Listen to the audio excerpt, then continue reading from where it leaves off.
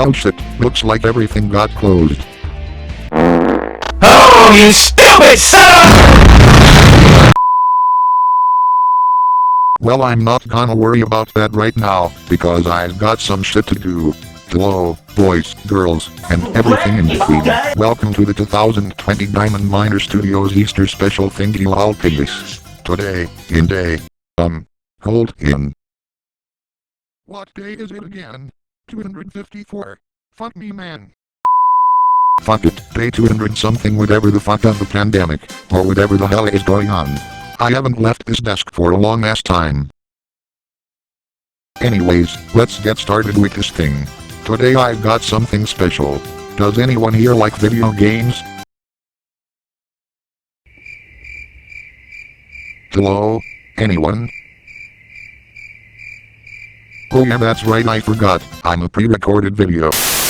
Anyways, today I thought I'd show off my game collection. Well, the best games I have at least. Okay then, off to my other house in the other side of the state. Okay then, here we go.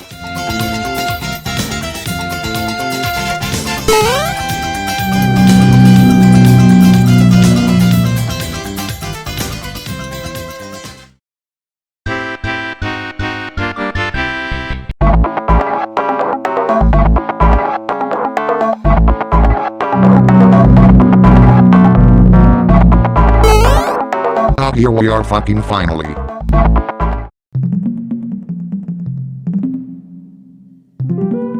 Perfect, looking just as good as when I was last here. And look, one of my cats is even on my desk. Well, anyways, over to my game collection I go.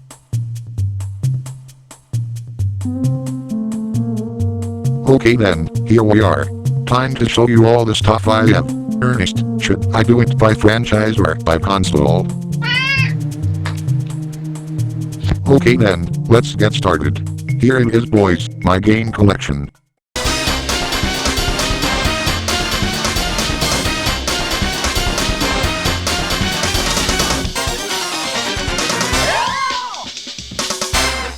Okay, this is how this is gonna work. I'll show you a picture of the console, and then show some dank games from it. Alright? Cool. Let's do this shit, starting with the Atari 2600.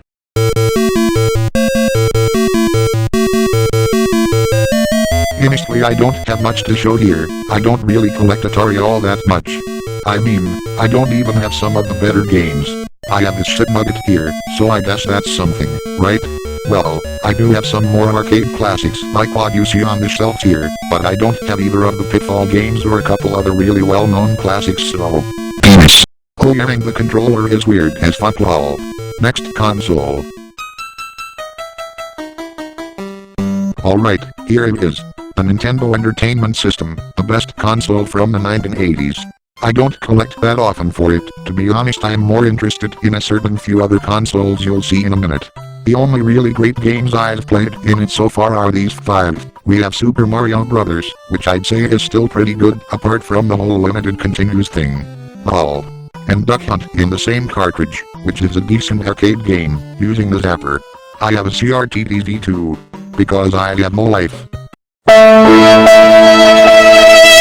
Of him, anyways. And then of course you have Super Mario Brothers 2, Super Mario Brothers 2 Game of the Year, Super Mario Brothers 2, shit. Okay, in all seriousness, this one is the weakest of the NES Mario games, but it's not too shabby. Still haven't beaten this one, oh, but I swear to fuck I will someday. And of course, we have one of the best Mario games ever made, Super Mario Bros. 3. I'd call this the best NES game, because, well, pretty much everything about it. Levels, controls, you name it. But whoever didn't put a password or save into this version was probably drunk. I don't know, it doesn't matter, because this version is my favorite of the 3. Yep, lol. Oh yeah, spoilers, there's 2 other versions of this game I'll talk about when I get to the other consoles.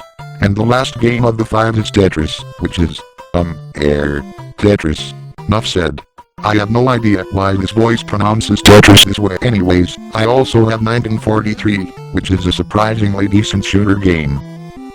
But then we have bullshit like this piece of anal shit fuck right here, so the NES isn't all sunshine and rainbows. Ugh, rainbows.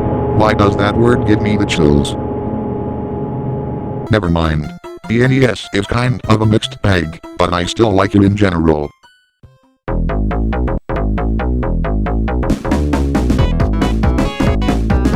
Next up we have the most well-known console that SEGA ever released, the Genesis. It was my first SEGA console, and I picked a good place to start. I mean, I haven't played many games in the thing, and I don't collect for it too often, but I still like it a lot, more than the NES actually. As for the games, what else would I play than the Sonic series? I started with Sonic 1, which was my first ever Sonic game, and I liked it. Still do, actually, but it could use to have a password system or at least unlimited continues. Also there's a bit of screen crunch, but those don't ruin it or anything. Next, Sonic 2, which seems like it's the most popular game in the series, wherever I look. I'd say it's better than Sonic 1, just for the better soundtrack and faster paced levels, if anything, and I like it a lot. Still, oh, Metropolis Zone is annoying, the final boss is boring as shit, and it could use passwords. And that's where Sonic 3 and Knuckles comes into the rescue. This is the best 2D Sonic game as far as I'm concerned. Levels are great, controls are just as solid as the last two, the music is the best it's been in the series so far, and of course, this is the first Genesis Sonic game to have a save feature. Thank you. It's also got locks called lock-on technology, where your Sonic 3 cartridge connects to the top of the Sonic and Knuckles one to create the full experience. Those two are fine enough in their own, but I'd say don't listen to anyone who tells you that they are two separate games, or that they are better separate. No, they are way better when locked on, and that's the way the game was meant to be played. You could put Sonic 2 onto Sonic and Knuckles to get Knuckles in Sonic 2, oh, so feel free to do that. Well, I'm not your boss or something, so. Anyway, next game. Here we have Earthworm Jim. I haven't actually beaten this one, but it's decent for what it is. Problem, oh, it has limited continues like Sonic 1 and 2. And it came out in 1994, the same year as Sonic 3 and Knuckles. Muppets. Well, that's all the Genesis games I've actually played. I also have some other classics like Altered Beast, but I never actually. Wait. What the fuck is with that B? Fucking cheetah base sellers being cheap as fuck. Oh, never mind. I also have stuff like the Mortal Kombat trilogy, Aladdin, and The Lion King, but nothing really noteworthy beyond that. God, I really need to play more games in this system.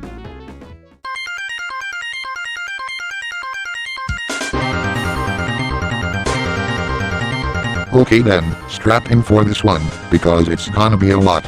The Super Nintendo Entertainment System was the first 16-bit console that I picked up, and to this day it's my favorite of the 16-bit consoles.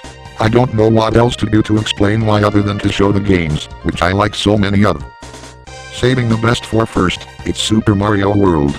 This right here is my favorite 2D Mario game, and gets my vote for the best game in the SNES, which says a lot considering the library this thing has. Everything, from the tight control, superb levels, and the charming graphics and soundtrack, was well done. I don't know how they did it, but Nintendo topped Super Mario Bros. 3. I'd say that deserves praise in itself. Speaking of Mario 3, remember how I said that the NES version wasn't the only version of the game? That's where Super Mario All-Stars comes in. This game is a compilation of the 8-bit Mario games, including Super Mario Bros. 1, which is a pretty good remake of the original, Super Mario Bros. 2, which is better than the NES version, and Super Mario Bros. 3, which is just as great as the NES version. It also has the previously unreleased in North America game Super Mario Bros. The Lost Levels, which was the original Mario 2. I think it wasn't released here for good reason, because that game sucks balls with the awful levels that feel specifically designed to piss you off. I hate Lost Levels a lot. In addition to that, there's also a version of All-Stars that includes Super Mario World, which I would recommend getting instead of separate cartridges like me. All in all, this is a great package and a must-own for SNES collectors. Next up is one of my favorite series in the SNES, the Donkey Kong Country Trilogy. DKC1 was the first SNES game I ever beat, so it holds a special place for me. It's not the best game ever made or anything, but it's got great levels, controls, what I've been saying for most of these games. You get the idea. I only wish that the camera was better in some places, and that there was a little bit more visual variety. Still, I like this one a lot. And then we have Donkey Kong Country to Diddy's Kong Quest. I consider this the best game in the trilogy by a long shot. It's about as good as Super Mario World. This used to be my favorite SNES game, but I eventually started liking Mario World more.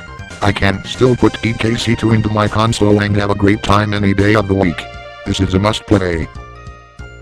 And then, Donkey Kong Country 3 Dixie Kong's Double Trouble. I'm sorry, but the SNES version of this game is the only one in the series I don't care for. It's not super terrible or anything, but I find it pretty dull and just not that fun, in addition to some really annoying levels in the last few worlds. I would still say go for it if you liked the first two games, but if you didn't, this won't change your mind. Right after that, we've got Mega Man X, my first, and as of now only, Mega Man game. You always hear me using music from this game in my videos, and I've just gotten around to playing it within the last few months.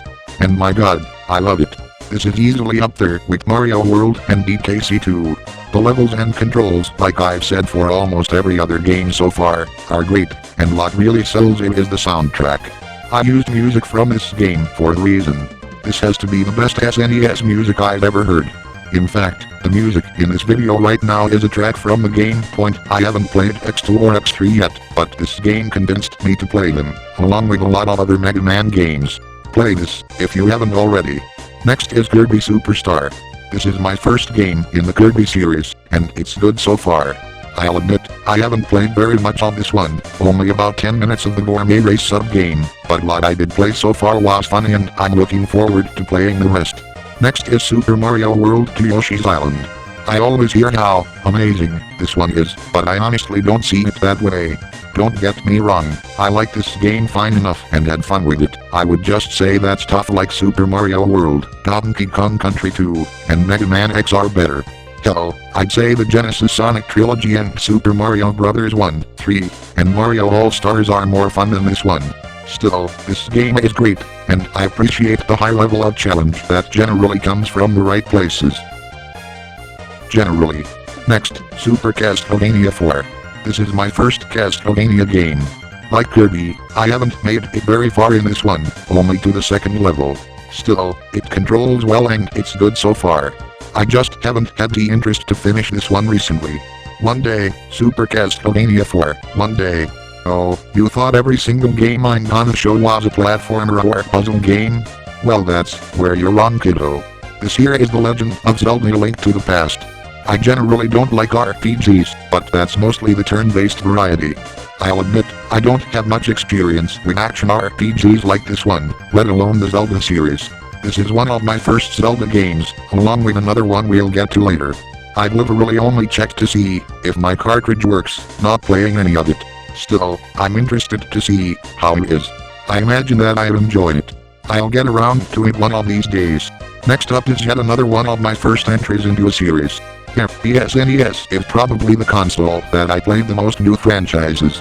This time it's Star Fox, one of the games, alongside Yoshi's Island, to use the Super FX chip. It's one of the few SNES games to be in full 3D, and these visuals have aged quite a bit. It also runs at about 10 frames per second. Despite these things, I have enjoyed what I've played so far, even if the controls could also use some fine-tuning, and now it's pretty rough your first time. Still, it seems like a decent game. And finally, the last SNES game in my main shelf, Super Metroid, another first entry in a series I've never played before. It's been great so far, apart from the really long and skippable intro. Unfortunately, I haven't played very much of this one, because the save battery in my cartridge is dead. Ah well, I'll get to this one soon enough. Probably by getting a new cartridge, or through an emulator, because I have no experience changing batteries, nor do I know any professionals that can do it for me. Someday, I will finish you, Super Metroid. Someday, just not now. But that's not all. Apart from those games, which I'll just refer to as the essentials, I also have other stuff not in display on my shelf, which is a mix of gems and stinkers. For example, SimCity. I've heard good things about this one, but if I'm honest, this one puts me to sleep. I don't mind simulator games, like Roller Coaster Tycoon, but this one is so boring that I haven't played any more than 5 minutes. Thank God I got this in a lot alongside stuff like Super Mario World and Donkey Kong Country 1 when I bought my SNES. Then, in the other side of the spectrum, I have stuff like Mario Paint, which is a surprisingly fun little game. It's more of a time waster, but I can still have fun with it. Then there's Super Star Wars, a decent game that's actually pretty goddamn hard. Admittedly I suck at running and gun games, but I've beaten Mega Man X 3 times as of now, and made it to level 5 on Earthworm Jim, so I'm not DSP when it comes to them. Seriously, DSP is an asshole. Shut up! There's so much more stuff I could show, too, but I don't see the need. Well, aside from the fact that I own WWF Raw on both SNES and Genesis, and that I have a box for the console, but other than that, the rest of the stuff I have for the console is mostly sports games, which is a genre I don't like, and boring shit like Wing Commander. All in all, the Super Nintendo is an amazing system that every single collector should have in their collection. If not, you're doing yourself a disservice.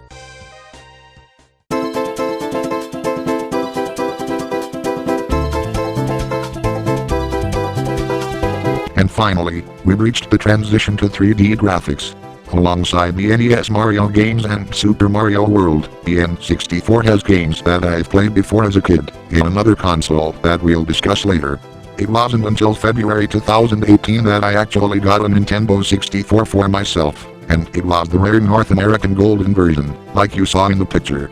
And I'm glad I did, because it allowed me to reconnect with a few of my childhood games, while introducing me to some new stuff. Like the SNES, we're starting the N64 off with the best it has to offer. Here's Super Mario 64, the first ever 3D Mario game, the first 3D platformer that was actually good, and the genre codifier for the collectathon. Surprisingly, I've seen a wave of detractors come out and criticize this game, which I will never understand. This is one of my favorite games ever, and is my favorite N64 game. It's not my absolute favorite Mario title, that will be revealed when we talk about a certain other Nintendo console, but for now, all you need to know is that I love Mario 64 a lot. The controls are way better than people give them credit for. The level design, while a bit divided between being open-ended and linear, is quite good, and most importantly, for a collectathon, I find getting 100% completion to be fun. I will never agree with the critics on this one. Ryrule, you can suck my big, fat, hairy him. Anyways, next we have Banjo-Kazooie, another great game that I enjoy a lot. Admittedly I haven't played through it from beginning to end since summer 2018, but I have dabbled in it recently enough to know that I still like it. If Mario 64 was the game that invented collectathons, then Banjo-Kazooie defined what a collectathon could really be with its completely open-ended levels and variety of collectibles. Still, I find Mario 64 to be more replayable, mostly for the faster pace and the fact that Mario is much more acrobatic. Still, Banjo-Kazooie is a must-play for all platforming fans and N64 owners. After that is Paper Mario, another RPG and another game I have fond memories of from growing up. This is an example of a turn-based RPG that I actually like. Instead of requiring ludicrous amounts of grinding just to push forward, Paper Mario is far better paced and features a good battle system. It also forgoes random encounters, which is another thing that makes me generally detest RPGs. It also has fun characters and a fun story. From what I've seen, at least I haven't played much of it since getting it on N64, because I've focused on platforming games for a long ass time, but I will finish this one someday in the near future. Then we have Diddy Kong Racing, the first racing game in the video, and certainly not the last. I really haven't had the time to play this one, because, while I like racing games, they are not exactly my favorite genre of games. Still, this one looks like fun, and I've heard good things about it being another great title from Rareware, the same guys who brought us the Donkey Kong Country trilogy and Banjo-Kazooie. I'd still say DKC2 is my favorite game from them, but I digress. Back to the N64 games. Next, remember, when I said Link to the Past was one of 2 Zelda games I owned? Here's the other one, The Legend of Zelda: Ocarina of Time. I've played a bit more of this one than Link to the Past. This game seems good, but as of now, I'm not completely sure why a lot of people consistently rate this as the best game ever made. So far, I find the opening a little boring, because of the slow pace and unskippable, slow text, but the music is great and the mechanics feel fine. I just put this one into my backlog for now, but one day, I assure you, I'll finish this one. It's just a matter of when I'm motivated to do so, which doesn't seem to be happening anytime soon. I don't know what to say. And next, I told you there would be more racing games. Right here is the most well-known N64 racer, Mario Kart 64. It's another of the big 3 N64 games I played growing up. I'll admit, it hasn't aged very gracefully. The controls feel kind of wonky, and the graphics don't look too great, even by 5th generation standards. Still, and this may be even nostalgia talking, but I can have fun with it. It's more of a guilty pleasure, and I completely understand the criticism that folks like TGX have given it, but I can still get some enjoyment out of it. And outside of those games, the other stuff I have is more mixed in quality. One game on the N64 I really don't like at all is Banjo-Tooie. Hey, I have a good idea. Take the elegant design of Banjo-Kazooie and corrupt it into an overly convoluted, bloated mess with way too much shit to grab. I swear, the first level in this game is more complex than Click Clockwood, which was the last level in the first game. I'll be honest, I've never made it out of Mayan Temple, because every time I try to, I get unbelievably bored and want to play something else. I'm sorry, I just could not get into this one, even if I tried. And here, we have what I call the assorted junk section of my N64 collection, featuring random games I rarely ever play. First up, if my criticism of Banjo-Tooie wasn't controversial enough, then I'm preparing to sign my death warrant when I say that I can't fucking stand GoldenEye 007. Seriously, I hate this game. Now, I'm not the biggest fan of first-person shooters, but if done well, I can enjoy them fine enough. This one, no such luck. The draw distance is shit, the controls are some of the worst I've ever experienced in a game, and the mission progression is so obtuse because of these things. I'm sorry, but this is one of my least favorite games of all time, and I'd rather play stuff I actually enjoy than force myself through this tripe. This is one rareware game I'd rather forget about. Next is 007 The World Is Not Enough, and what an improvement over GoldenEye. I've played barely any of this one, but fuck me, if this isn't a hell of a better game, simply for the much greater draw distance and better controls. Only thing is that you'll need an N64 controller pack to save, and an expansion pack for better graphics. And finally, NFL Blitz 2001. I don't give a fuck about sports games. Moving on. Overall, the N64 is a great system that I'm glad to collect for. I just showed you every game I have for it right now, but that's not it yet. Right now, I've ordered Star Fox 64, and that's on its way. I've played it somewhere else and enjoyed it. I'm also thinking about getting Toy Story 2 Buzz Lightyear to the rescue, which looks like a solid collectathon. In any event, I'm glad to own an N64.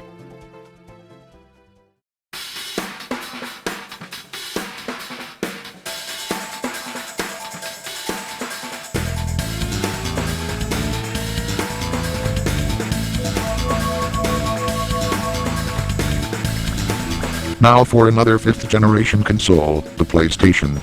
Before 2019, I never played a single PS1 game in my life, but after collecting for it, I honestly wish I did. It's got some pretty good games on it, and this is coming from someone who literally only owns 7 games for the system right now. First off, it's Spyro the Dragon, a game that proved that the PS1 could do collectathons, and that it could do them well. So far, this is the only PS1 Spyro game that I haven't completed. I like it fine enough, but this is my least favorite of the 3 because of the controls that need fine-tuning and the somewhat annoying later levels. Still a good game though. Next, Spyro 2 Ripto's Rage, or Gateway to Glimmer outside of North America. This one is a solid improvement over Spyro 1 in the whole, with better controls, way less obnoxious stages, and better looking graphics, but it still has its fair share of things that need ironing out, like the backtracking in a few levels and the kind of messy story that doesn't motivate the gameplay as well as it could've. Then again, I really don't give a shit about platformer stories if it's not a focus, and it's not in Spyro 2. Overall, great game that every PS1 owner should play at some point. And then, we have Spyro Year of the Dragon. I don't care what anyone says, this gets my vote for the best Spyro game.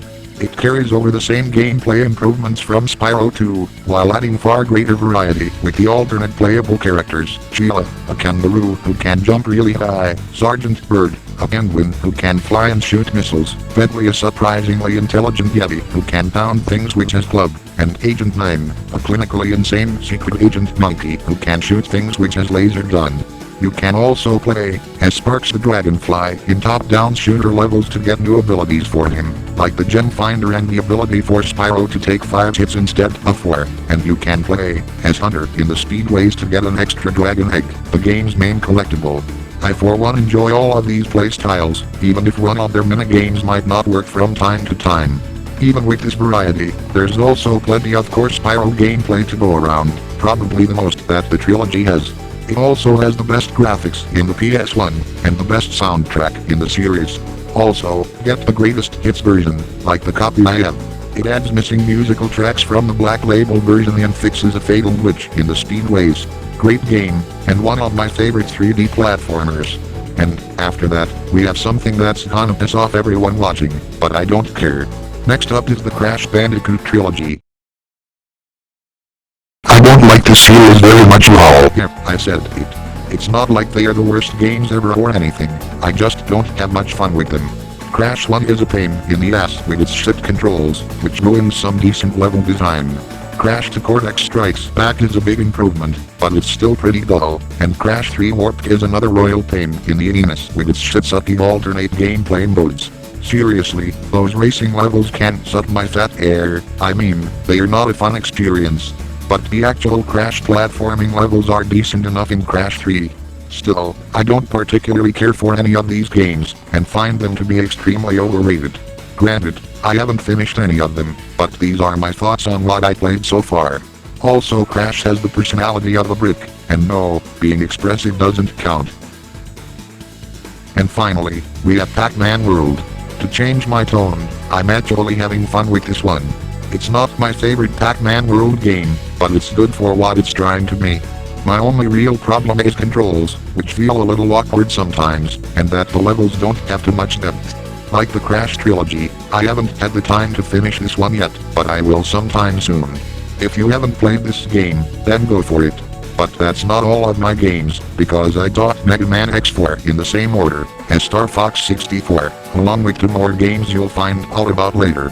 Like I said, I love Mega Man X1, and given what I've heard about X4, I have high hopes for it. What I know right now is that the voice acting is Oscar-worthy. No, this isn't happening! There's no reason for me to go on. What am I fighting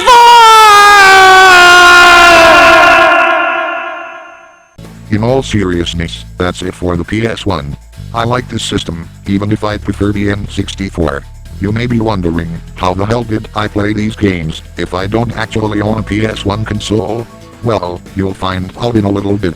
Also, I have this controller lol, why the hell didn't it have analog sticks?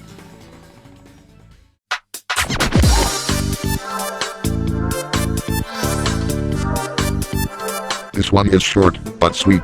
This is my second SEGA console, the Dreamcast. So far, I love this console, even if I only own 3 games for it. Yet, see those?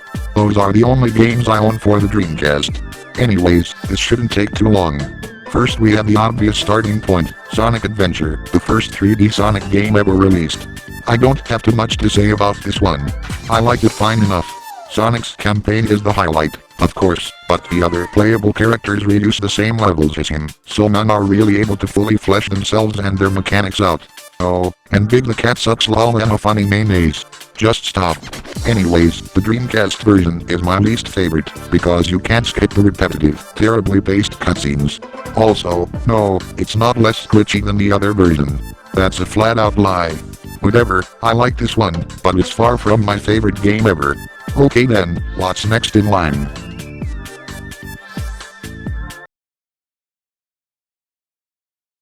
Oh my god! Oh my god! Oh my god! Yes! Yes! Wow! Oh my god! We are playing this thing! Yeah! Oh fuck yeah, that's the shit. Remember how I said Sonic 3 and Knuckles wasn't quite my favorite Sonic game? Well, here's that very game. Sonic Adventure 2. Where do I begin? Well, how about the fact that I love every single gameplay style in this game? Yes, that includes the match shooting and treasure hunting.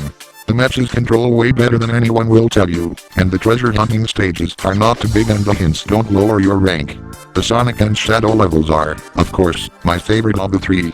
The thing that really sells it all is the perfect control, and the levels that actually add tons of depth to each character. I even like the driving levels. Crash 3, eat your heart out. Again, it's because of the control. In Crash 3 it was awkward and fucking awful, here it's precise and actually works well. I also love the ranking system, which is a great incentive to master the playstyles, and the graphics are the best the Dreamcast has to offer. And the music, oh my god, the music. The soundtracks of the Genesis games were great, Sonic Adventure 1's was even better, and this game manages to top them all. I love pretty much every track in this OST. Sure, this game isn't perfect, but for me, it's about as close as a game can get. I don't know if this is my absolute favorite game, oh, but it's definitely a top contender. Like, top 2. Going the Chow Garden is a boring waste of time, and anyone who says it's the only good part of the game has their head shoved far up their ass. End of story. Anyways, then we have Rayman 2: The Great Escape. This is my first Rayman game. I've played so little of it that I literally didn't make it out of the jail with Clobox, the first room in the game. Still, it controls well, at least from what I can tell, and the graphics are nice. I'll get around to this one sometime, because I've heard almost nothing but praise for this one. And that's all I have to show for the Dreamcast, other than the fact that I own 2 of them, the only home console that I own multiple units of. Overall, this is a great system. There's tons of games I want to get for this system, but right now I'd rather focus on collecting 4 franchises I know that I like, such as Mario, Sonic, or Spyro. Programming the GAMECUBE is a neat idea for a memory card, and I actually like the controller. Moving on.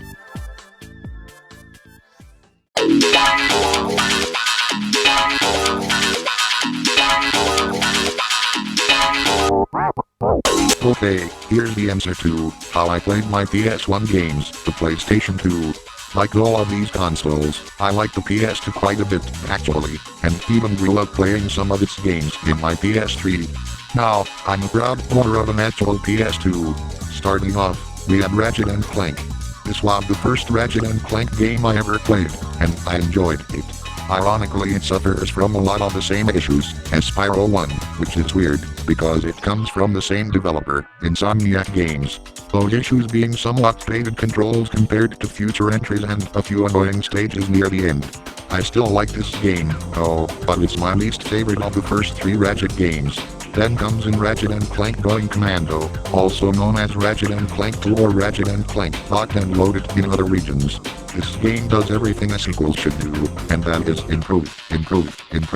Just about everything, from the more fluid controls, to the better levels and alternate gameplay modes, and the addition of strafing make this way more fun than the original. Like the original, the music is also great, and the story is full of fun cutscenes with tons of laugh-out-loud moments. The weapons also feel better than the original. It's not perfection, but goddamn me, if this isn't one of the best PlayStation 2 games there is. And then there's Ratchet & Clank Up Your Arsenal. For me, this is the best game in the series and my favorite PlayStation 2 game, at least so far. The graphics and music are even better than the last 2 games, and those games already looked and sounded great. The story is also even funnier than the last 2 combined, and was the one that I found myself laughing at the most. Dr. Nefarious alone is fucking amazing. Here, have a few of my favorite cutscenes with him. Captain Quark, you've put on a bit of weight since last we met. Yeah? Well, Courtney Gears didn't seem to mind. That's what makes it so good, Janice. Feel it. My heart is pounding like an anvil. The hollow video. Eyes! Squishy lot! Oh, Len, I can't. It's not right. You're my cousin's uncle's son. Eyes! And as for you, Agent Clank, I have far grander plans for you. All right, Lawrence, you can turn it off now. Oh, may I, sir? What a treat. You are my robot lover. Take my spark plugs go zap, zap, zap with your love. Lawrence! Oh, dear, that was your audition for Galactic Idol, wasn't it? My mistake, sir. Dreadfully sorry. By all means, sir. Carry on. That's good stuff. But most importantly, the gameplay is even more fun than the last two. Admittedly, it's a bit more combat focused than the last two, but there's still plenty of platforming to go around. The other gameplay styles are the best they've ever been, with the core big comic levels being some of my favorite pockets of gameplay in the series. Overall, this is a great game that I think every fan of platformers should play for themselves. And now, we have Jak and Daxter the Precursor Legacy. This is a collectathon, one that I haven't played a single second of. I've heard some good things about it, and given that I like collectathons, I'm looking forward to getting to this one, when I have the time. And right here, we have Sonic Mega Collection Plus. How fun. Let's just start that over again. And right here, we have Sonic Mega Collection Plus. This is just a compilation of the classic Sonic games, along with some of the Game Gear games and spin-offs from that era, and some other random Genesis games like Comic Zone. This is a good compilation of games, and it adds the ability to save your game to Sonic 1 and 2. The only real problem is that you have to beat the standalone versions of Sonic 3 and Sonic and Knuckles to unlock the full game, which is a complete sin on SEGA's part. Thanks a lot, guys. Next, Snoopy vs. the Red Baron. This is one PS2 game I actually grew up with, and I remember liking it quite a bit, even if I found it pretty hard. Then again, I sucked at video games back then. I haven't touched this one for years, and I have no idea if it will be as good as I remember it being. One of these days, I want to revisit it. Next is Sly to Band of Thieves. This will be my introduction to the Sly Cooper series. I haven't played it yet, but like Jak, I want to soon considering this game's reputation. I have decent expectations for it, I just hope the right sections I hear so much about don't fuck me in the ass too hard. Lol. And then of course we have the masterpiece that is Shrek Super Slam. Somebody once told me that Shrek is gonna roll me. I'm not the sharpest Shrek in the shed. Meet Shrek! This amazing masterpiece is the greatest video game ever made objectively, disguising itself nothing but an above-average fighting game. Super Smash Bros., eat your goddamn heart. This isn't a game, this is pure art. In all seriousness, it's an okay fighting game, nothing too special except for the fact that it features the Overlord himself. And next is Grand Theft Auto San Andreas. This is a hilarious game, mostly because of all the cheats you can activate to mess around with. I'm sure the actual game part is fine, but I mostly play this one whenever I just want to have fun with no shit getting intact. I also have GTA Vice City, which to my memory was my first ever Grand Theft Auto game. I'm actually pretty nostalgic for this one, but I haven't played it in years. I'm not a fan of GTA, so I haven't felt the incentive to revisit it, but I want to, when I have the time. And finally, Crash Twinsanity. Like I said, I'm by no means a fan of Crash Bandicoot, and in fact I think the series is dull and overrated, as fuck. So does it surprise you that this game actually seems interesting to me? I don't know, it doesn't seem like that bad of a game. I just hope it will be better than the original trilogy, which literally did nothing for me. But that's still not it. The PlayStation 2, alongside the Super Nintendo and a certain other console, is one of the largest sections of my collection. I have more than 20 games in it, compared to my usual 7 to 15. As you can see, here's the rest of my collection. I have stuff like Crash Nitro Kart and Crash Tag Team Racing, which are two Crash Bandicoot racing games I've heard mixed opinions on. I also have Peter Jackson's King Kong, which was a movie tie-in that I grew up with, and Stuntman, another game I have fond memories of, specifically the stunt construction mode. I also remember playing Monster House when I was younger. I liked the movie, but I have almost no memory of the game and what I thought about it. The PS2 toy, shown here, used to scare the shit out of me, and Hulk Ultimate Destruction was a game I would always watch footage of on YouTube for some reason. The only other noteworthy game I should mention is Simpsons Hit and Run, which I've heard good things about, but I have seen negative takes show up from time to time. I don't know how it is, I'd have to play it for myself. And that was the PlayStation 2. Good God, that was a lot. And that's not even the biggest part of my collection. I also have Ratchet Deadlocked in its way, the fourth Ratchet and Clank game, and I have Size Matters. I'm looking forward to Deadlocked, which I've heard is completely combat focused and more dumb fun than anything, and I'm not looking forward to Size Matters, because I haven't heard a single good thing about the PS2 version. Anyways, the PlayStation 2 is a fantastic console, and I completely understand why it became the best-selling console in history. Also, the DVD playback was a great feature.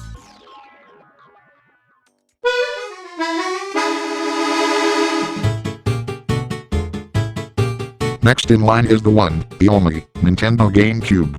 And, honestly, this may just be my favorite video game console. This is just another reason to me why the 6th generation was the absolute best that video games ever were, and along with the Dreamcast and PlayStation 2, forms what I would call one of the golden ages of video games. Like the other Nintendo systems, the best comes first. Starting with Super Mario Sunshine. I love this game so Fucking much.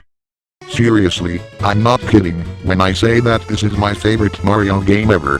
What? You thought it would be a certain other 3D entry in a different console? No, man. This is the best game in the series in my eyes, and it's my personal favorite collectathon. Where do I start? Well, how about the controls, which were the best in the Mario series to that point, and still are to this day. I don't know what else to say. Nintendo really nailed the physics with this one, and they are dead on perfect. The Flood Pack, a device that allows Mario to spray water, also allows for insane movement options. It has the same appeal as Sonic Adventure 2 for me. You use the toolbox given to you to master the game and clear it as fast as you can. The levels and missions are also tons of fun, and even the worst ones don't offend me that much. I also like going after the blue coins. Yep, I said it. They are not nearly as hard to find as everyone will tell you. Like every good collectathon, the 100% experience is fun, and I've done it 11 or 12 times myself, and it's the best 100% completion experience in the Mario series. By the way, keep that in mind for later. I'm not entirely sure if this or Sonic Adventure 2 is my favorite game, but for now, I think I'll give the slight edge to this game. Super Mario Sunshine is fucking amazing, and I don't give a shit what the critics say. And then we have Sonic Adventure DX Director's Cut. This might be something of a hot take, as if the rest of this video wasn't full of those already, but I like this version way more than the Dreamcast version. Yep, sure, the lighting and textures are better on Dreamcast, but that isn't substantial enough for me in this case. I prefer this version for 3 reasons. 1. The game now runs in 60 frames per second, which is a big improvement from 30 on Dreamcast. 2. You get Game Gear Sonic games for collecting the emblems, which is a nice addition. And 3. You can skip the cutscenes. Thank you, Sonic Team. Thank you. Also, it's nowhere near as glitchy as you've been led to believe. You can avoid all of the mishaps that Aaron Fuckface douchebag Hansen runs into as long as you're careful and pay attention to what you're doing. Overall, this is the definitive console version of this game for me, and it will be the version I'll play when revisiting this game. Alright then, what do we have next? Oh my god! Oh my god! Oh my god! Are we doing this again? Yeah, that's right. I also own Sonic Adventure 2 Battle. Another reason why the GameCube is my favorite console. To be honest, I prefer the Dreamcast version by a little bit. Not only are the graphics better there, but certain sections of gameplay, namely Final Chase, feel more technically solid in Dreamcast from my experience. I still love this version, though, because it's the same Sonic Adventure 2 I know and love, along with the improved multiplayer, the faster loading times, and the fact they added an exclamation mark to help you find buried collectibles in the treasure hunting stages. If I were to recommend a version for newcomers, this would be it, mostly because of those improvements and the comparatively low price. Next up, we have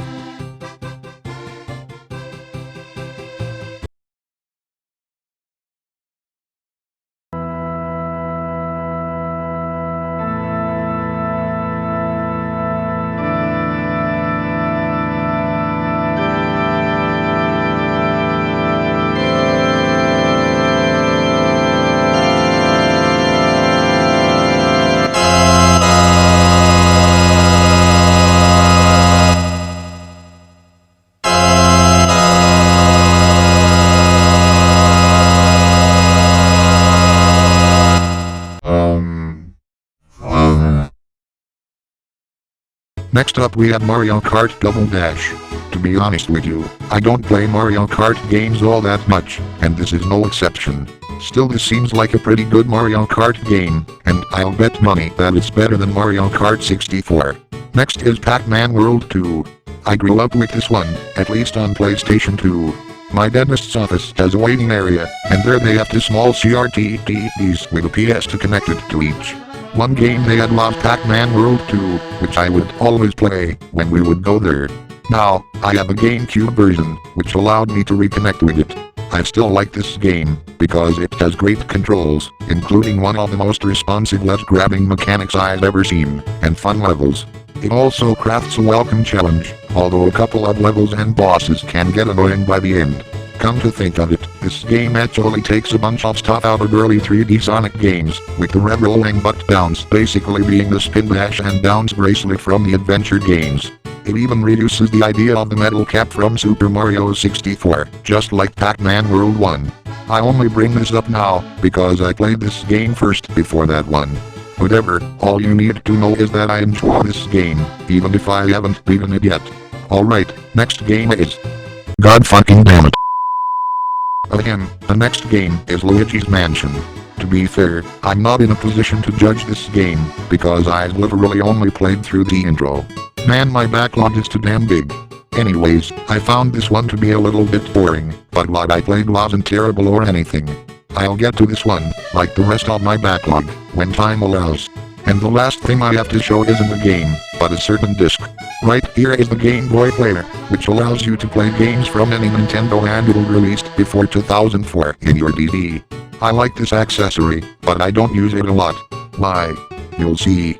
Also, yes, the disc is real, and it works. Overall, the GameCube is an amazing console, and I'm proud to call it for it. This is one console I need to expand my collection for, because that was all the GameCube games I own right there.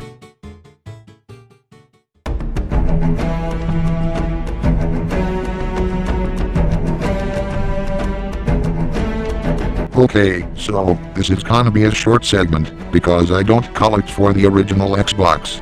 These games were just stuff I owned already. Here we have Max Payne 2, The Fall of Max Payne. I haven't even touched a single game from this series, so I wouldn't know the first thing about this one, other than the fact it's a third-person shooter from the developers of Grand Theft Auto, Rockstar Games. I have heard some pretty positive things about this series, so maybe I'll play this one day. Then, we have Hulk Ultimate Destruction, a game I also own in PS2.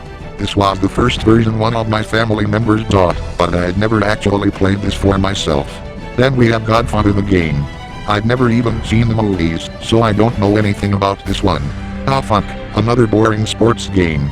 And it's themed to golf, a sport I'm not really interested in. Next game.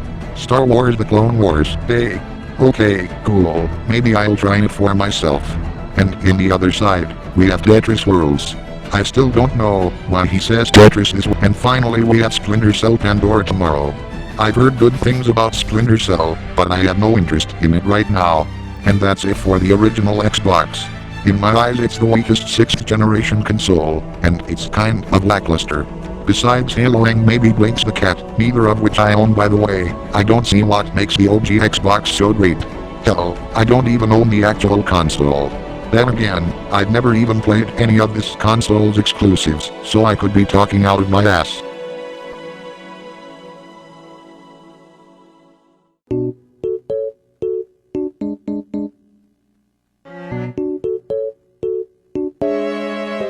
And finally, we make the jump to the 7th generation with the Nintendo Wii.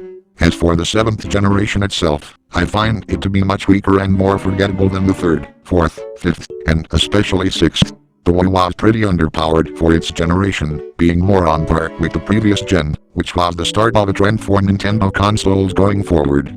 That's not necessarily a bad thing, when the console has good games on it, which is fortunately the case for the Wii. To start at the most predictable place, Super Mario Galaxy. I kind of grew up with both Galaxy games, and by kind of I mean I never actually played them until a year or two ago. I don't know why.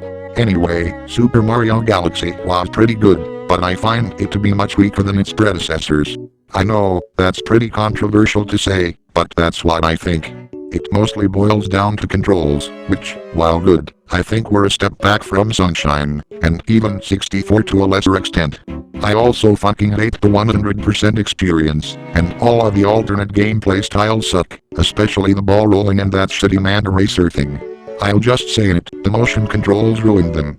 I hate motion controls. Still, the core appeal of the franchise is here and accounted for when you're playing the main Mario platforming levels, so this is still a good game that I can have fun with. Next up, Super Mario Galaxy 2. Sticking to the running theme of this video, this game is another sequel that improves over its predecessor. The main reason being that I find the levels to be the slightest bit more fun, and the game seems more focused than the original. It might be because I've owned this game for much longer, so I'm more used to it, but I enjoyed it more and consider it to be the best game on the Nintendo Wii. I still don't like 100% completion, though, because those green stars suck. Those terrible alternate gameplay styles also return, and they suck just as much here as they did in the first game. I also think the Galaxy series lacks replay value, mostly because of how damn long they both are, or at least how long they feel. I don't want to knock either game too much, because I like both. I just wanted to get these things off my chest is all. Next is New Super Mario Bros. Wii. Fun fact, this was my first Mario game, since the Wii was my first Nintendo console. I have fond memories playing this with my younger brother. Oh yeah, that's right, this is the first 2D Mario game to add a co-op mode. For some reason, it took us forever to get past the first world, because the first boss really wrecked us. Today, I think this game is actually pretty easy, and because of that and its bland visuals and music, I find that this one isn't exciting to revisit. I mean, it's one out of 4 games that look and play pretty much identically, so that's more of an observation in retrospect.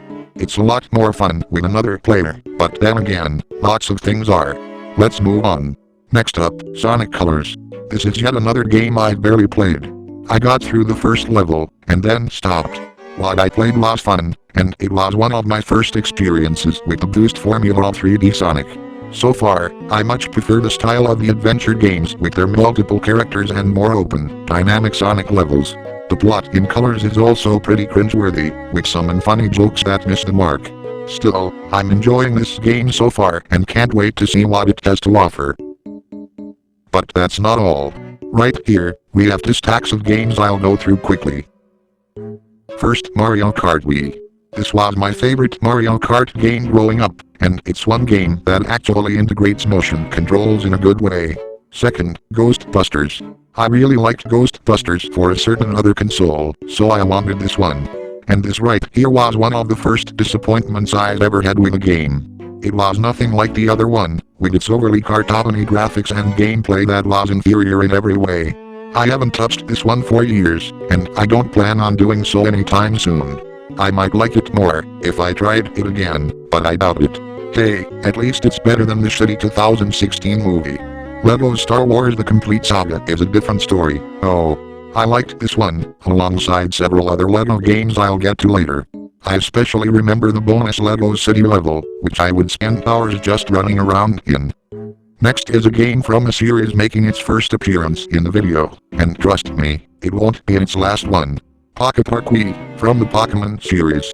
I never played this one too extensively, and mostly watched my brother play, because I was much more interested in Minecraft at the time. I've thought about giving this a playthrough, but I honestly couldn't be asked considering how my stance in the Pokémon franchise has changed over the years. More on that later. Same thing for Battle Revolution, although I have zero interest in playing this. And then we have, what the fuck is this shit? Get that shit out of my face. Surely the next one will be better.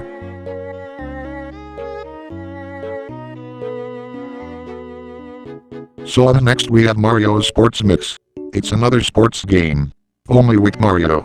Doesn't make it any more interesting. And here is, Wii Sports. Yeah, Wii Sports. God damn it has sports in the title too. And holy shit, that case is amazing. I don't care. Next game. Wreck-It Ralph. I liked the movie, and asked for a DVD of it that Christmas. Instead, I got this and was disappointed. So disappointed in fact that I never opened the game. Here it's still factory sealed. Not that it matters, because I heard the game sucks anyway. And last, we have Marvel Superhero Squad. This was one of my brother's favorite games, and I enjoyed its atmosphere and visuals at least. The game looks fine, but I don't know how it is, because I'm not interested in it.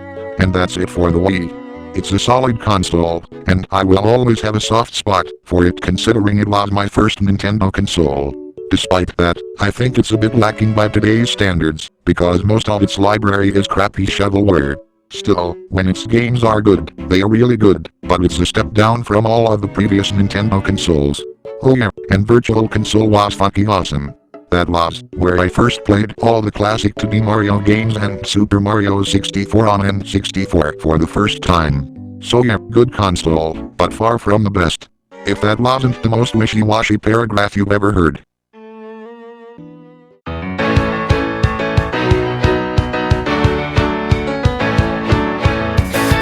Next, we are continuing a look at the 7th generation with the Xbox 360. This console is a considerable improvement over the original Xbox, at least in terms of games that interest me. This was a huge childhood console for me, and I fondly remember playing games both online and through couch co-op. Alright, first game, Sonic Generations. Like colors, this is another Boost game, and most likely it's the best game in that style. I don't own Unleashed, the first game in this formula, but I want to try it on both 360 and Wii. I digress.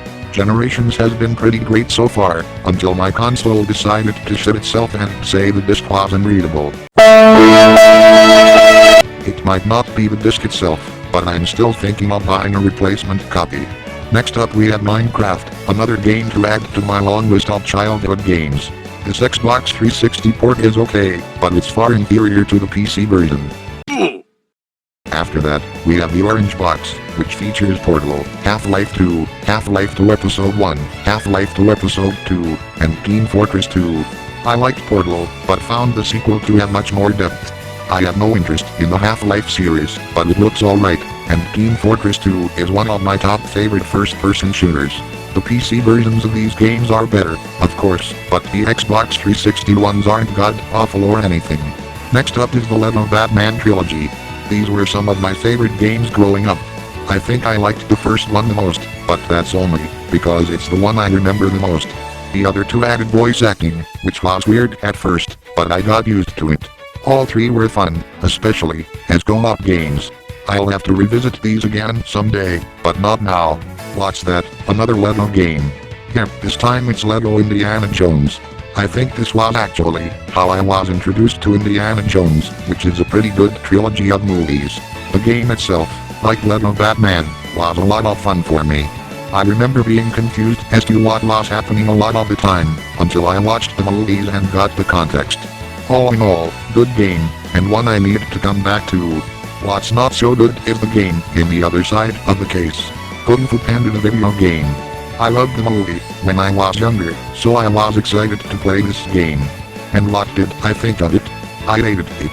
I hated it so fucking much. Seriously fuck this game. This game taught me what crappy licensed shovelware is, and was one of the first video games I truly despised.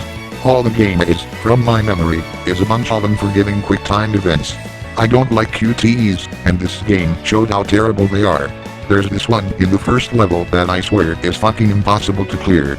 It could be that I sucked at games back then, which I did, but I doubt that. And we're not done yet. The Xbox 360 is by far the largest part of my collection, because I have well over 40 games in it. Here's some more of them.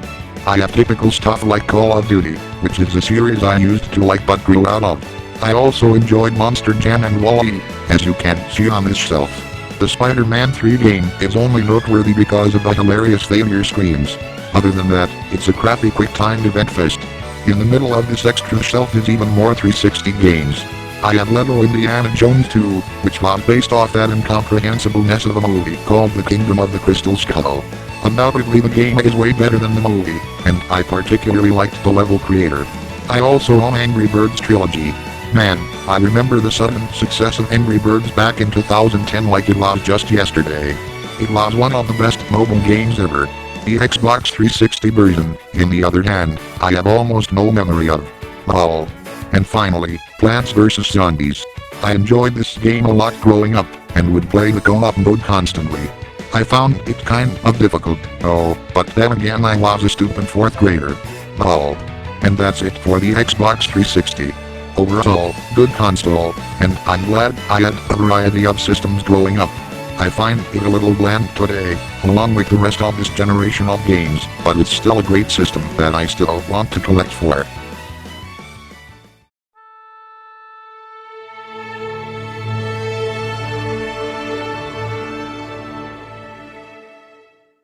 Okay, so this is gonna be short. I have almost no games for the PlayStation 3, and used it more often as a way to play PS2 games. First, and probably my favorite in the console, is Ghostbusters the video game. I mentioned this one before, and it's everything I wanted the Wii game to be. Seriously, this game was pretty cool, and I especially loved the art direction. What's that? Oh, it's yet another driving game. And this is one I've never played in my life. Next game. Then we have Grand Theft Auto 4. I remember playing this one in Xbox 360 a few years back at a relative's house, but it was so drab and boring that I quickly stopped. And lastly, Rock Band. I don't know why I have this one, considering how I don't ever remember owning a PS3 kit. What I do remember is playing Rock Band 2 on the 360. Let's. And that's all of the PlayStation 3 games I have. I don't know about you, but I think this is the weakest 7th gen console. There's a few games I could get on it, but I don't even have access to the console considering how certain others always use it to watch movies and play music videos on YouTube. The main thing I do remember it for growing up, was how it updated every fucking time you turned the console off with the power switch.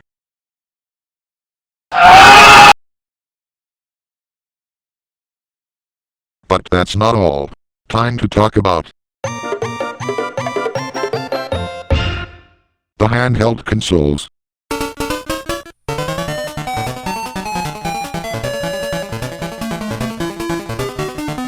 We're starting with Nintendo's first handheld, and it was a good start. The Game Boy has some quality titles on it, even if the original model had the terrible screen. I know how it is, because I've played in an original screen before myself.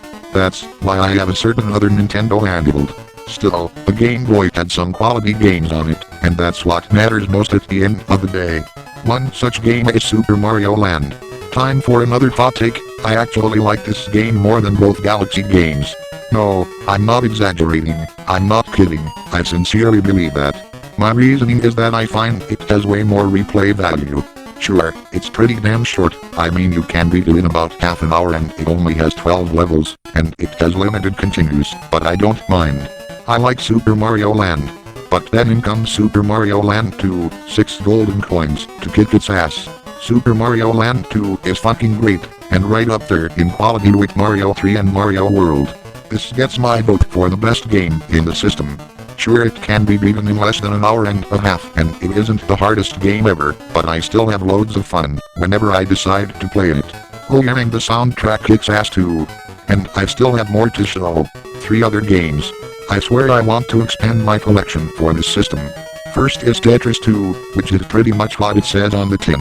Seriously man, why the fuck do you say Tetris like that? Killer Instinct. I've never played the SNES version, which I've heard is good, but the Game Boy version? Not a chance. Fuck that. Teenage Mutant Ninja Turtles, Fall of the Foot Clan. No one cares. Moving on. In general, I like the Game Boy, but mostly for the Super Mario Land games. Like I said, I am thinking about getting more games for it.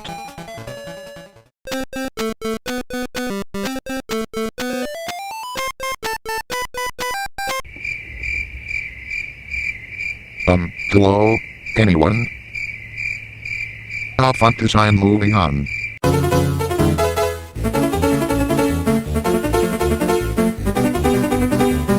Next is the Game Boy Advance. The handheld itself has some fucking great games on it, and that shiny silver SP is the way I play both these games and my Game Boy games. The GBSP gets my vote for the best Nintendo handheld. Anyway, into the games. First, we have Super Mario Advance, a launch title for the system. It's a remake of Super Mario Bros. 2 that fixes a lot of the annoying aspects of the previous 2 versions. It lets you save on every level, and it has the best rendition of the soundtrack. Still, it's not perfect, because the controls feel a lot more slippery than the other versions and the camera can be really infuriating. Still, this gets my vote for the best version of Mario 2, and it's the only one I was able to beat so far. Second, we are getting to the best really quick. This is Super Mario Advance 2, Super Mario World. Like how the original was my favorite SNES game, this version is my favorite Game Boy Advance game. It's just as legendary as the original, and it's even a little better in some aspects with its slightly improved save system. Still, I much prefer the SNES version. Unlike Sonic Adventure, the GBA version features no major improvements, so the better graphics and music in the SNES lead me to prefer that one.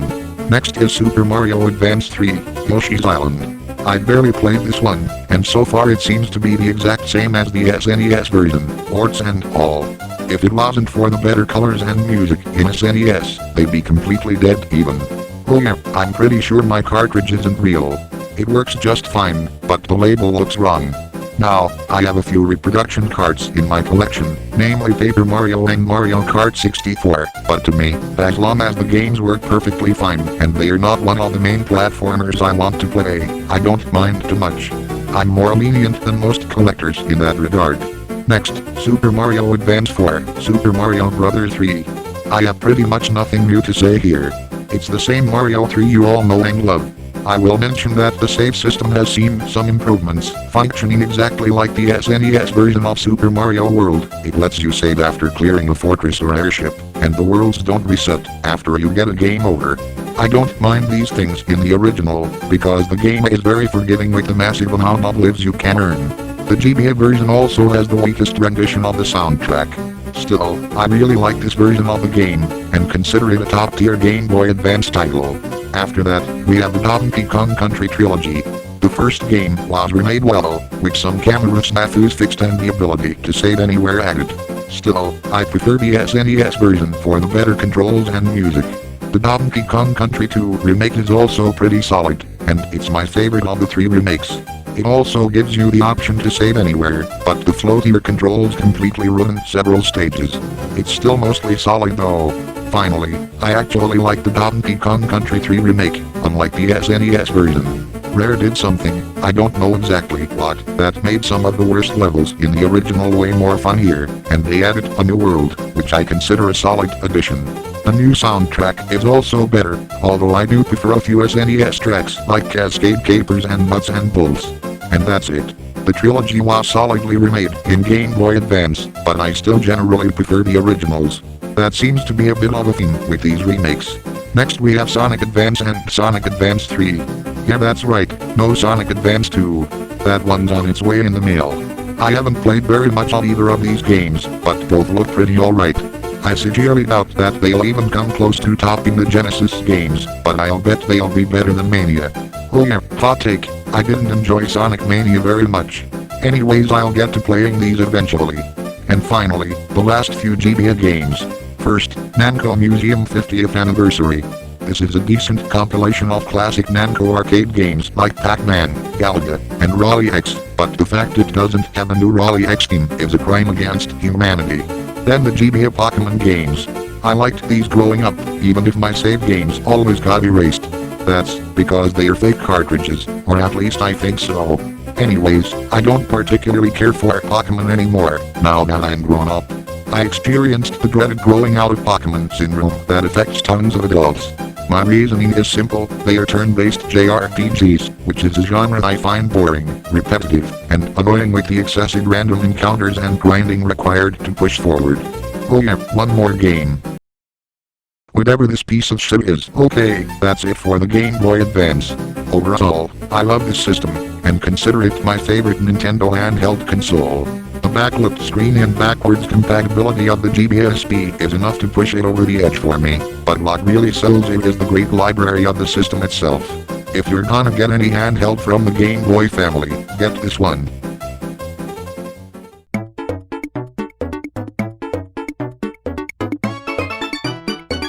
Alright, now it's time for me to show my DS collection.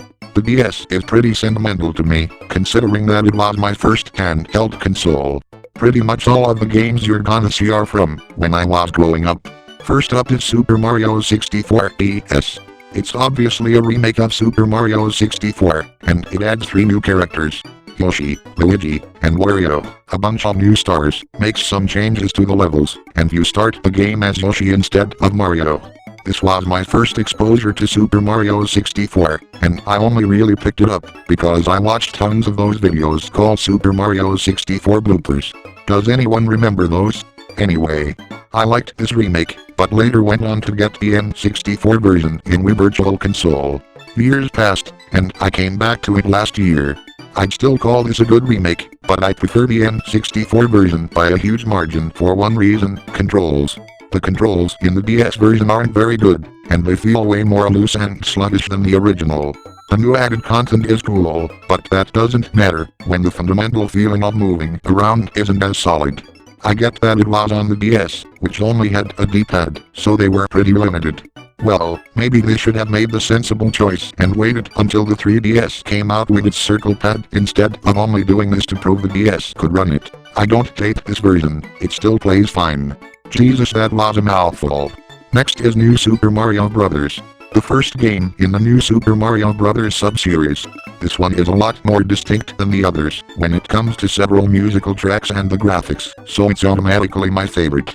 The reason I say this is because all of these games are so identical that any deviation from that gets a gold star from me.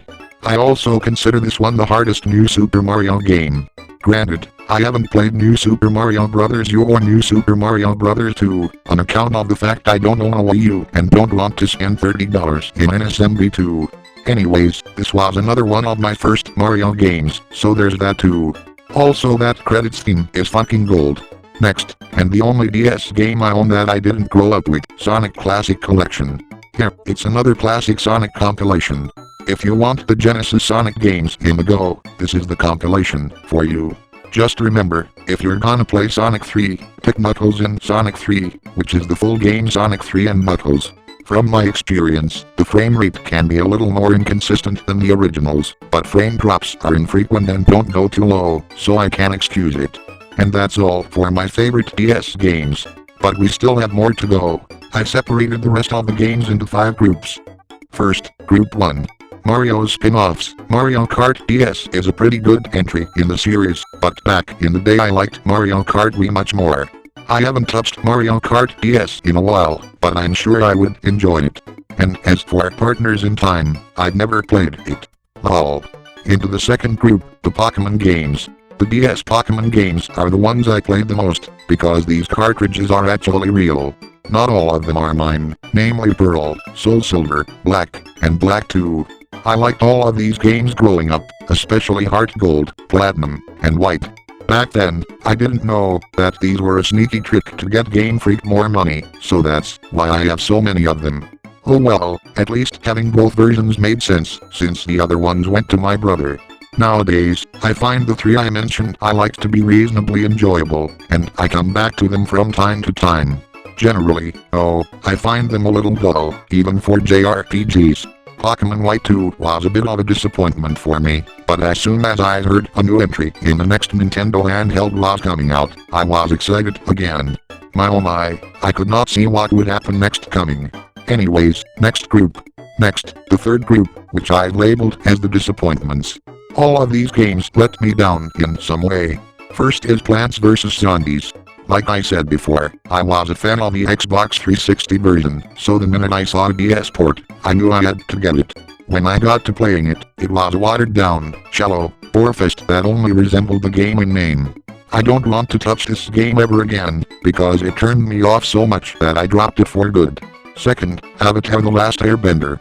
For whatever reason, my younger self actually enjoyed that terrible mess of a film called Avatar: The Last Airbender, so I got this game. And it fucking sucked. I swear, the touchscreen detection in this game was so bad that I literally had to press the stylus in the screen so hard that it probably left scratches. Thank God for screen protectors. And when I finally got past that hell of a name entry screen, the game looked like shit, sounded like shit, and there was no clear direction in where to go or what to do. So I shut it off, put in Heart Gold, and never looked back. Third, Hotel for Dogs. I liked the movie, but when I got the game, it was nothing but a shallow side-scrolling type game. All I really remember about this one is that I got bored and never looked back. That seems to be a theme here, huh? And finally, Puzzler Collection. I think this one came with some accessory. I don't know, but I surely hope I didn't buy this bullshit stand alone. This game is one of my earliest memories of being pissed off at a game so much I had to rage quit. The touchscreen functionality. Or wait, no, the touchscreen controls didn't function. The game literally didn't work, as it was supposed to, and I tried in vain to play it. I thought I would be getting a fun puzzle compilation, but what I got was an unplayable incarnate of hell itself. If you ever find a copy of this game, burn it.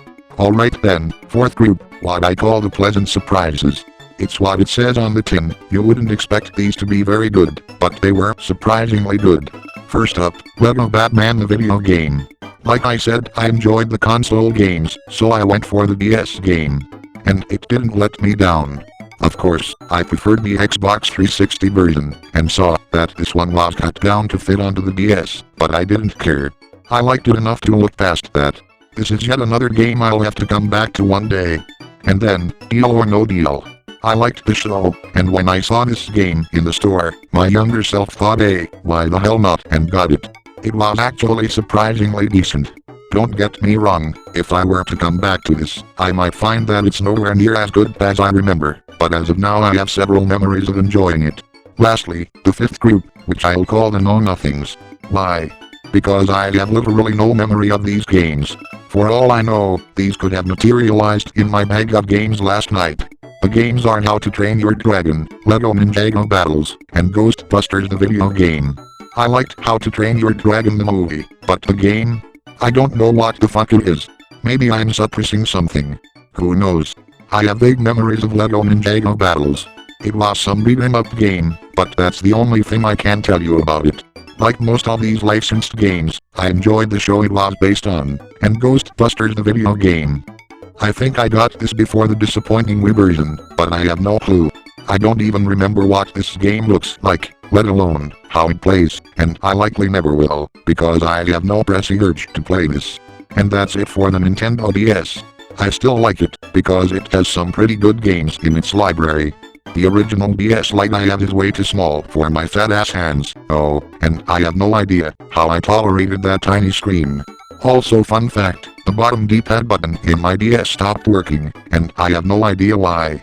The one on screen now was actually my brother's, which still works fine.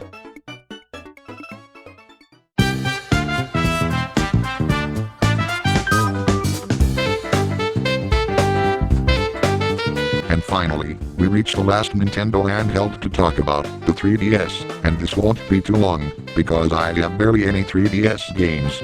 I was lucky enough to have the far superior 3DS XL, with its larger screens and form factor. This handheld is the way I play all of my DS games, too. I'd call it my second favorite Nintendo handheld console, right behind the Game Boy Advance SP. To start off, it's Super Mario 3D Land. For the first time, a Mario game isn't my favorite game in a Nintendo system. To be honest, I really didn't enjoy Super Mario 3D Land very much. The gameplay is serviceable enough, but the controls felt off and ill-fitting to many of the later stages. That would be forgivable, but the real fatal flaw that ruins the experience for me is the forced star coin collecting. Like I've said, I like collectathons, but I fucking hate when collectible hunting is forced on me in a linear platformer, where you go from point A to point B, unless the point B is the collectible itself, like how Super Mario Galaxy is. They require you to collect 90 of the damn things, and it drags the pace of the game out to a tedious slog. Then, they have the nerve to put in an extra level, and make the final required star coin count be 100. Thank God that's not every single one in the game, but seriously? I don't know, I did not care for this one, and I think it's the weakest 3D Mario game. But then again I haven't played all of them, so take that with a grain of salt. Next is Donkey Kong Country Returns 3D. Yes, this is the version I own, because I'd rather not have pointless motion controls shoved down my throat in a side-scroller. In my eyes, this is the best 3DS game I've played so far. I haven't even beaten it yet, and I can already tell you that I like this a hell of a lot more than Super Mario 3D Land. Reason? Well, it's actually fun to play. I wouldn't call this game better than the SNES versions of the first two games, or any game in the GBA remake trilogy, but it's still good in its own right. But I still have 3 more games to talk about. Pokémon X and Y, and WWE All-Stars. As for the Pokemon games, the one I played was X. My brother played Y. I remember this being the game that turned me off from the Pokemon series. It felt so radically different from the others that it alienated me entirely. I also found it to be boring, so this one really didn't last long, until I turned away from it. I don't know what else to say. WWE All-Stars was a gift I got from one of my parents' friends. I never played it. Whoops. Anyway, despite all the negativity, I really do like the 3DS. Just know that I mostly use it as a way to play DS games. And that's it for my collection. That's it. It's over. Which is what I would say if I was retarded. Yep, we're not done yet. As a bonus, I thought I'd show you all of the PC games I have. I'm not showing Xbox One, because it's my brother's and not mine. Then again, the PlayStation 3 really isn't mine, but Never mind. never mind. Into the PC games.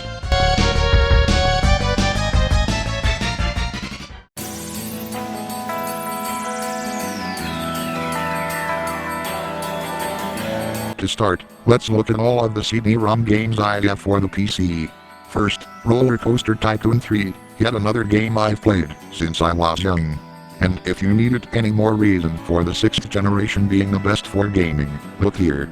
This 2004 roller coaster building simulator is one of my favorites in the genre. I especially like the option to add custom scenery and custom rides, allowing you so many options to create parks, though setting up said mods does require fiddling around with files. I was lucky to get the Platinum version, which includes the expansion packs Soaked and Wild. I also own the Gold edition, but I don't know where I left it. And here's a pile of crap I've never played and don't plan on playing. Tom Clancy's Rogue's Cheer, a Rogue's Cheer mission pack, Cheer Hunter 1, 2, and a companion disc for Cheer Hunter 1, and Delta Force Black Dot Down. To be honest, I have no idea how any of these are, and I don't think I'd be able to find out. I doubt they would work on my PC. And that's all the physical games I have. Now for all of my digital games, including my Steam library. Okay then, first off, my Steam library. First we have Celeste, which is a pretty type 2D platformer. It's also pretty goddamn challenging. I barely played it, but it's high on my games to play list. Next, Counter-Strike Global Offensive. I only have this because I played it with friends at one point. I wasn't too big in it, but it's okay. Lol. Oh yeah, and I made a video where I murder chickens instead of other players. Watch it if you want to. I don't give a shit, it's an old video. Suka Blad. Next is next is Gary's Mod. I like Gmod a lot in the same way I like Grand Theft Auto. It's a lot of fun to scroll around in for half an hour at a time. Then we have what the fuck even is this next game? New and Base Alpha. John Madden.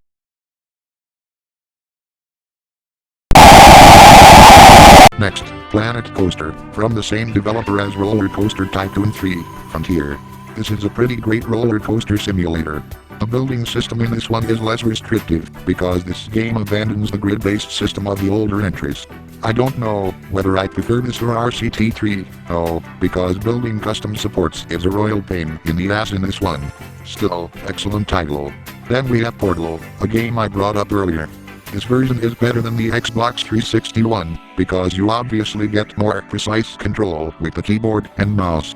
The game itself is good, but it feels a little shallow when compared to Portal 2.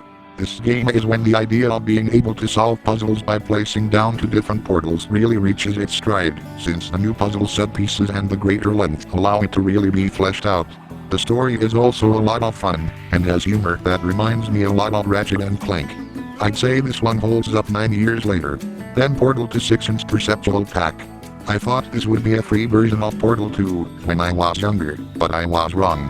I don't even know what the hell it is. Sega Genesis Classics. It's a decent resource for playing Sega Genesis games on PC, but I only got it for Sonic 3, and maybe I'll get the other one soon, but my Steam wallet is in ruins after a bunch of sales. Next we have Oh my god! Oh my god! Here, I have Sonic Adventure 2 in PC 2. Nothing to say here, it's the same game as the GameCube version. The HD widescreen is a great plus no. Next, Sonic Adventure DX. Same thing as the GameCube version, but it lets you restore the Dreamcast textures and lighting, and even the character models, if you want that, with a better SEGA mod. With that mod, this is the version you'll want, otherwise the GameCube version is better. Then we have Sonic Mania. Like I said before, please don't murder me, but I didn't enjoy it all that much. I found the levels way too big and confusing for their own good. It's like they looked at classic Sonic, and thought those games had tons of tabs and made almost every level as expensive as Stardust Speedway Act 2. The bosses could also be annoying. And you've heard this before, but would a little more originality have hurt? It's just a bunch of shit we've seen before, only 4 zones out of 13 are original ideas. I don't want to harp on Mania too much, because I don't hate it. I was just a little disappointed with it. I will never understand why this, of all games, is considered the best Sonic game, other than the fact it runs itself off saying weren't the 90s great. Now that I've signed my own death warrant, Team Fortress 2. I talked about it before in the orange box. Now for the PC version. I like this one a lot, to be honest it's probably my favorite multiplayer shooter. And this is coming from a guy who isn't the biggest fan of those. This is the best version of the game, because of the mouse and keyboard controls and the custom maps and mods. Finally Turbo Dismount. I only own this game, because I watched Markiplier play it before, and I wanted to try it for myself. It's good dumb fun, but it's overall pretty shallow and not very good for play sessions longer than 10 minutes. And that's my Steam library. Now to show other random games, some emulator stuff, and then wrap this up. Here we have Sonic 3 Angel Island Revisited. This is a version of Sonic 3 NK that adds widescreen. It's a nice addition. I haven't played this one too extensively, because whenever I play this game, I do it on my Genesis. I really only have these digital versions as backups in case my hardware shits the bed. And now, the emulators. I use emulators for several things. Usually, I like to collect on real hardware, but if a game is way too expensive, or I just want a backup, I'll download the ROM for whatever emulator I use. Hold in, I just have to pull it up.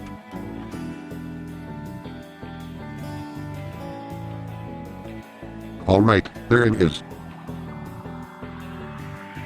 Okay, as you can see, I have tons of different games. I've got stuff like Super Mario 64 ROM hacks, really expensive games that cost over $100 on hardware, and whatever the fuck this is. In fact, I played Sonic CD through an emulator, because I don't have the money for a SEGA CD. It was a pretty good game barring a few confusing levels and its relatively simple nature. I also sometimes use emulation to play different versions of games I already own. I actually played the Game Boy Advance version of Donkey Kong Country through Visual Boy Advance the first time. And that's it. Yep, that's all of it. My entire game collection. Let's wrap this thing up once and for all. And that was my whole game collection, or at least the highlights of it. Keep in mind that this collection won't stay this way. I don't buy new games too often, but like you saw in this video, it just so happened that I bought a bunch of games right in this past Thursday. They should arrive by Tuesday the latest. If you want to hear my thoughts in depth in any of these games, check out my blog posts in the Diamond Miner Studios wiki. I've been thinking of doing video reviews, but as of right now, that's where I post my detailed thoughts on games. Holy shit. That was a lot. What more can I say? Ever since I was young, video games have been one of my favorite hobbies, and I can confidently say they are my favorite type of media. For a time in the mid-2010s, my interest in them started to dwindle a little bit, and I was honestly more interested in movies, and them old music formats. I still like that stuff, but as soon as I found that NES in a garage sale, and eventually beat Super Mario Bros. For the first time, I began a downward spiral. Downward spiral, downward spiral, downward spiral, downward spiral, downward. And here I am today, with all of these games and consoles. That's not everything, because I could still show you some crappy mobile games, but honestly, I don't see the point. This is where the collection ends. That's all. Anything you want to say, before I leave, Ernest? Okay then. This has been Diamond Miner Studios, or Sir Shrek, if you really want to call me that, for the 2020 Diamond Miner Studios Easter Special. Stay safe in these hard times, have a good Easter, and I'll see you all later.